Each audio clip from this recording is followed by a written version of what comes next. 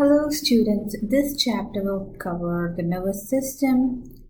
Now, everybody knows what nerves are. So, if you look at the functions of nervous system, think about how do we remember the way to a friend's house, or how do we remember the things that were good or bad, things we did 5 years ago, right? So how do we become aware that we need to go to the restroom to pee? So the nervous system helps us do that. The branch of medical science that deals with normal functioning of the nerves and disorders of the nervous system is called neurology. So the nerves help us in our day-to-day function, like when you want to go up to the bathroom. The nervous system tells your detrusor muscle in the bladder wall to contract and squeeze the urine out into the urethra. And then it tells your sphincter to relax and open into your pelvic floor. And then it allows the sphincter to open. When your bladder is empty, your sphincter closes, your pelvic floor tightens, and your detrusor muscles relax. And this way, it allows your bladder to refill and expand again. So that's just an example of something that nervous system helps us in daily functioning. Now, the nervous system as a whole consists of the brain and spinal cord, along with a network of specialized nerve cells we call neurons. So the nervous system is a main means of communication of the body, and it's responsible for absolutely everything we do and everything we think, right? And everything we feel. So the functions of the nervous system is determined by the type of receptors and the type of input and output they provide. So the first function is the sensory function. Now the sensory nerves perform sensory function. Their main job is to sense changes in the external and internal environment through receptors known as sensory receptors. The information gathered is called the sensory input, and the afferent neurons that carry this information to the central nervous system are called the afferent neurons or sensory neurons.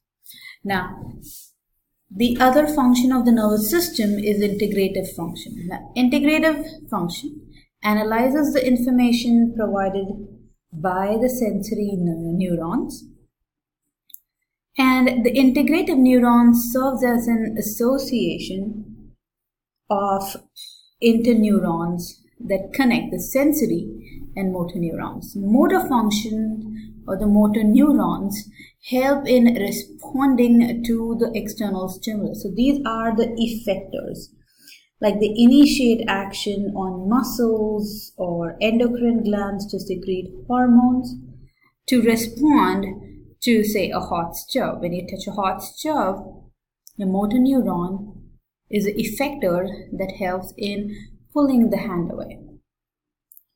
And if you have a very high glucose level, the liver and skeletal muscles basically absorb excess glucose, and insulin is secreted to control the amount of glucose. So the motor neuron is a part of the effector that finally respond to any change in the stimuli. The sensory neuron senses the changes. The motor neuron performs the final function by initiating an action. So there are two major divisions of the central nervous system. First one is of the nervous system. The first one is the central nervous system. The second division is the peripheral nervous system. The central nervous system includes the brain and the spinal cord. It's enclosed by a hard shell we call cranium, and it contains the vertebral column as well. So its main function is to process and coordinate the data it receives from the outside. Now, the motor commands control the activity of the peripheral organs like skeletal muscles and glands. And then the higher functions of the central nervous system include intelligence, memory, emotions, and learning. Now, the peripheral nervous system include nerves and ganglia. Nerves are masses of neuron cell bodies.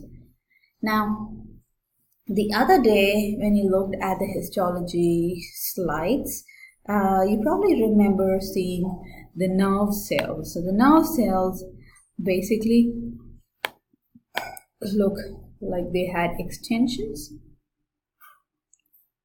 And they are highly branched with a cell in the center. And then they have these other little cells surrounding them known as glial cells or glions. Now the nerve cells and ganglia are together the masses of the cell body defined in the peripheral nervous system. So you can have nerves in the cranium, and the cranial nerves that connect to the brain and the spinal nerves that attach to the spinal cord. The nerves itself are wrapped in bundles of connective tissue that protect the nerve from external damage, and they insulate the nerves and help in effective transmission of electric signals. Right over here you see the subdivisions of the nervous system. You see the brain, the spinal cord, then you see the peripheral nervous system, which include the cranial nerves, spinal nerves, ganglia that come out of the spinal cord. Then we have some specialized structures like the enteric plexus in the small intestine and the sensory receptors in the skin. The sensory receptors in the skin help in detecting any change in external stimulus, and the enteric plexus in the small intestine helps in transmitting any signals from the intestine to the central nervous system. Now, this picture just shows the flow chart of the central nervous system and the peripheral nervous system. The central nervous system includes the brain and the spinal cord, where messages are integrated and a decision is made. Now, the peripheral nervous system consists of the cranial and spinal nerves that enter the central nervous system. So the peripheral nervous system communicate between the central nervous system and the rest of the body. So they have two divisions, the sensory division and the motor division. The sensory division is also called the afferent nervous system. The sensory division carries messages to the central nervous system. The motor division is also called efferent division because it carries the message away from the central nervous system.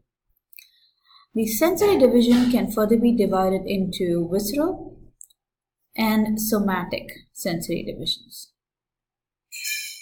And the motor division can also be divided into visceral and somatic cell divisions. Okay.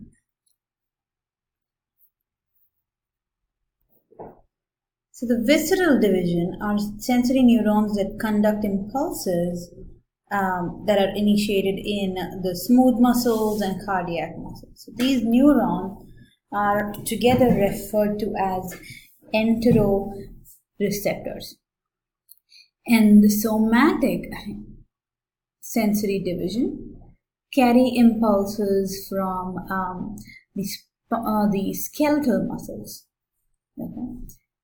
So the motor division has two parts, the autonomic nervous system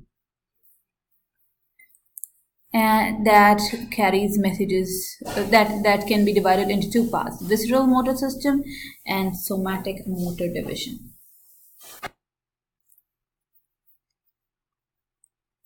So the visceral efferent neurons are motor neurons that conduct impulses to smooth muscles, cardiac centers, and the gland.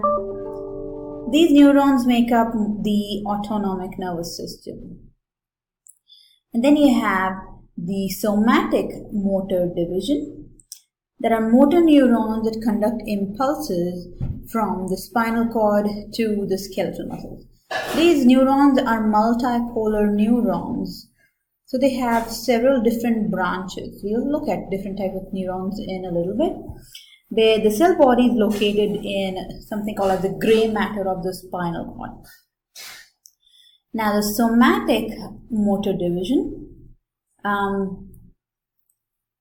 leave the spinal cord through the root of the spinal nerves. Now the visceral motor division mainly is involuntary, so we have no control over the visceral motor division, and they control the subconscious actions of the cardiac and smooth muscles mainly. So they can be divided into sympathetic and parasympathetic division. Sympathetic division has a stimulating effect, and the parasympathetic division has a relaxing effect. Okay, so sympathetic motor systems, for example, can stimulate the heartbeat and increase the heartbeat. Now, parasympathetic division, on the other hand, have a rest and relax effect. So they calm down the heartbeat and reduce the rate of heartbeat. Okay. So this picture over here shows you the histology of the nervous system. There are two main cell types that you see. One is the neuron. So this big structure is the neuron, and this region is the soma or the cell body. So let's see. The soma.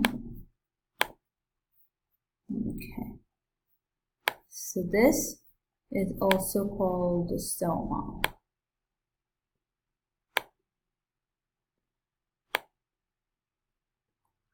Or the cell body. And these little cells, there are little dots present around the neuron, are called the glial cells or the neuroglial cells. We have about 1 trillion neurons in the nervous system, and every neuron is surrounded by at least 10 to 15 neuroglial cells. So the main function of neuroglial cells is to protect the neurons and to take away all the waste that the neurons discard. So they need to take away everything unwanted away from the neurons so the neurons can continue to function. They also help in binding the neurons together and support the framework of the nervous tissue. Now in fetus, these neuroglial cells guide the neurons to their destination. So they help in fetal development. And a mature neuron, if it's not in synaptic contact with another neuron, it's actually covered by glial cells. So this prevents neurons from touching each other when not needed. So it helps in directing the conduction pathway of the electrical impulse in a neuron.